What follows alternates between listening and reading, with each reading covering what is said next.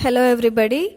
Here I am back with the concluding session of Russian formalism. In the first session we have seen the background to Russian formalism, the prominent scholars of it, and how it exerted influence on various other writers. In the second session we have seen the important contributors of Russian formalism and all their contributions.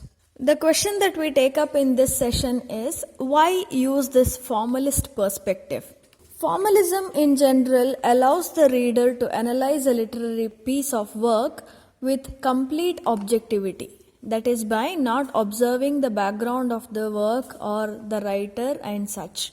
A formalist critic first takes up each individual part of a text separately. For example, the individual scenes or chapters, sometimes the characters, settings, the tone, the point of view, the diction, and all these different elements, and observes each of their form. Then, taking them collectively, the formalist critic joins them in order to see as to how each of them come together to form a whole and how they work as a whole work. From a formalistic point of view, the facts such as the name of the author, the time in which the author lived, or the time frame in which he has set his or her work, or the cultural impact on the author's life, his or her political beliefs, and all such facts become unimportant.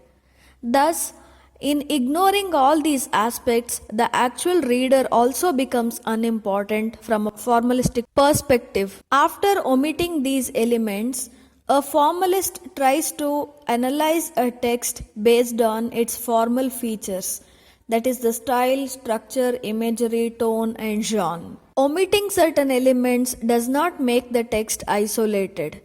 A formalist critic observes the text in order to know how all its elements work together to create the reader's total experience. A formalistic reader or critic tries to identify certain things in a text that make it universal, making the text transcend its time and culture, finding a universal message in the text which throws light upon the great truth about the human condition.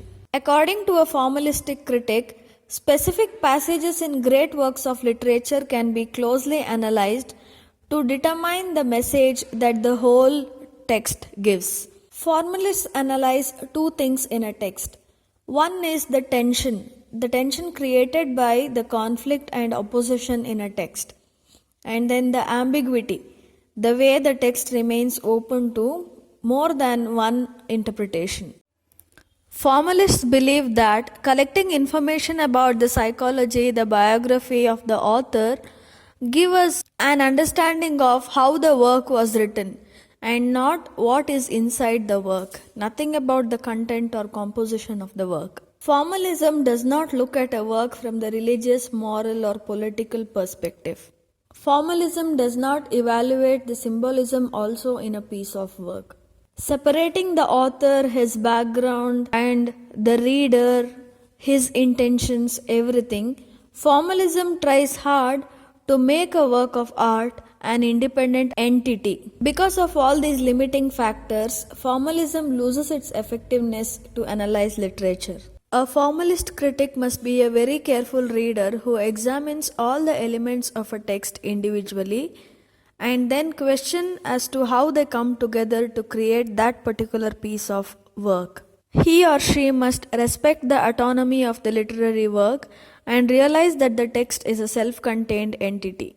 A formalist critic must allow the text to reveal itself. He or she must analyze how the elements come together to form a single unity for the work. Therefore, a formalist critic must look inside a work and not outside or beyond it. As I have been frequently mentioning, a formalist critic must not look at the author's biography or the literary style in which he or she has written the work. The historical background of the work or the condition of the society in which the author grew up, everything becomes negligible to a formalist critic. If the work is influenced by something in the past or later has influences on other pieces of work, All such influences are warded off during a formalistic reading. Though each element of the text is observed independently, it is not taken to be distinct or separate from the total work. The three things that a formalistic critic focuses on are form, diction, and unity in a work. While considering each literary form or literary element in a text independently, the formalistic critic does not concentrate on paraphrasing. The writer's biography, along with the intention of writing the work, is left behind. Here is a checklist of formalist critical questions, and then a few reference books and websites, and finally few multiple choice questions related to Russian formalism. Thank you.